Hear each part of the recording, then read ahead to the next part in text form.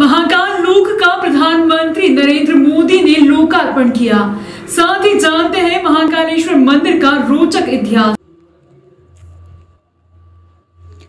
आज जिस महाकाल लोक का लोकार्पण मोदी जी ने किया है वह महाकालेश्वर ज्योतिर्लिंग को 550 सालों तक कुएं में सुरक्षित रखा गया था। मंदिर के अवशेषों से औरंगजेब ने मस्जिद बनाई थी। सन 1732 में उज्जैन में फिर से मंदिर का निर्माण कराकर ज्योतिर्लिंग की स्थापना की गई। उज्जैन द्वादश ज्योतिर्लिंगों में से एक विश्व प्रसिद्ध श्री महाकालेश्वर के धाम में आज अद्भुत अकल्पनीय कॉरिडोर महाकाल लोक का लोकार्पण हो रहा है। वैसे तो उज्जैन में हर घड़ी हर समय महाकाल का जय घोष होता है, लेकिन इस खबर के माध्यम से हम आपका ध्यान उस ओर आकर्षित करवाना चाहते हैं जब मुगलों और ब्रिटिश हुकूमत ने देश के इस पावन स्थल की पुरातत्व पहचान को मिटाने के काफी प्रयास किए, लेकिन सनातन धर्म की पताका को ऊंचा रखने के लिए धर्म की रक्षा से जुड़े लोगों ने महाकाल के ज्योतिर्लिंग को सालों तक कैसे सुरक्षित रखा और श्री महाकालेश्वर मंदिर की पुनर्स्थापना आखिर कब हुई। अवंतिकापुरी के राजा विक्रमादित्य महाकाल के भक्त थे और भगवान शिव के ही आशीष से उन्होंने यहाँ करीब 132 सालों तक शासन किया। महाकालेश्वर मंदिर कितना प्राचीन है इसकी सटीक जानकारी मिलना बेहद मुश्किल है, लेकिन सदियों से यह स्थान लोगों की आस्था का केंद्र रहा है।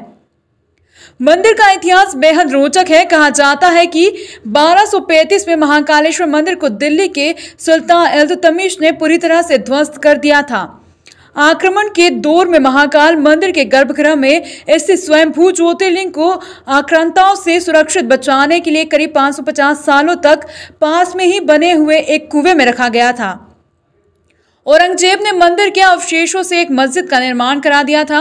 मंदिर टूटने के बाद करीब 550 सालों से ज्यादा समय तक महाकाल का मंदिर जीर्ण शीर्ण अवस्था में रहा और ध्वस्त मंदिर में ही महादेव की पूजा आराधना की जाती थी। लेकिन जब कई सालों बाद 22 नवंबर 1728 में मराठा शूरवीर राणोजी राव सिंधिया ने मुगलों को परास्त किया तो उन्होंने मंदिर तोड़कर बनाई गई उस मस्जिद को गिराया। सन 1772 में उज्जैन में फिर से मंदिर का निर्माण कराकर ज्योतिर्लिंग की स्थापना की गई। राणो जी ने ही महाकाल ज्योतिर्लिंग को कोटि तीर्थ कुंड से बाहर निकलवाया था और महाकाल मंदिर का पुनः निर्माण करवाया था। इसके बाद राणो जी ने ही 500 साल से बंद सिंहस्थ आयोजन को भी दोबारा शुरू करवाया था। महाकवि कालिदास के ग्रंथ मेघदूत में महाकाल मंदिर की संध्या आरती का जिक्र मिलता है। साथ ही इस ग्रंथ में महाकाल वन की कल्पना भी की गई है। कहा जाता है कि उज्जैन के तत्कालीन राजा विक्रमादित्य ने महाकाल मंदिर का विस्तार करवाया था। उन्होंने मंदिर परिसर में धर्म सभा बनवाई जहां से वह न्याय किया करते थे। राजा विक्रमादित्य ने कई प्रकार की प्रतिमाओं का निर्माण भी करवाया था। वहीं 7वीं शताब्दी के बाणभट्ट के कादम्बिनी में महाकाल मंदिर का विस्तार से वर्णन किया गया है। 11वीं शताब्दी में राजा भोज ने देश के कई मंदिरों का निर्माण करवाया था, जिनमें महाकाल मंदिर भी शामिल रहा। उन्होंने महाकाल मंदिर के शिखर को पहले से ऊंचा करवाया था। राजस्थान के राजा जयसिंह द्वितीय ने 1280 में महाकाल के शिखर पर शिलालेख में सोने परत चढ़वाई थी। साथ ही उन्होंने कोटि तीर्थ का निर्माण भी करवाया था। वहीं 1300 ईस्वी में रणथंभौर के राजा हमीर शिप्रा नदी में स्नान के बाद महाकाल के दर्शन करने पहुंचे थे। उन्होंने महाकाल मंदिर की जीर्ण शीर्ण अवस्था देखकर इसका विस्तार कराया था। 1700 शताब्दी में मेवाड़ के राजा जगत सिंह ने उज्जैन की तीर्थ यात्रा की और यहाँ कई निर्माण कार्य करवाए। ज्योतिरादित्य सिंधिया ने संस्कृति मंत्रालय की एक विशेष जानकारी का रिट्वीट कर महाकाल मंदिर से जुड़ा एक बड़ा इतिहास बताया है। उन्होंने रिट्वीट करते हुए लिखा कि महाकालेश्वर मंदिर का इतिहास बहुत कम लोग जानते हैं। सन 1235 में महाकालेश्वर मंदिर को दिल्ली के सुल्तान इल्तुतमिश ने पूरी तरह से ध्वस्त कर दिया था।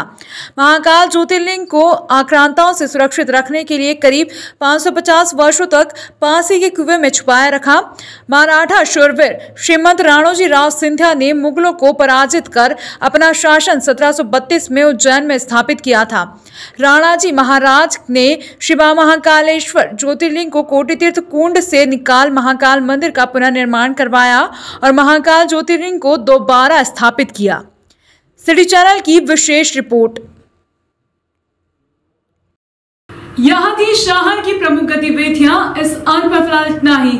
अगले अंक पर फिर मुलाकात होगी, तब तक के लिए नमस्कार।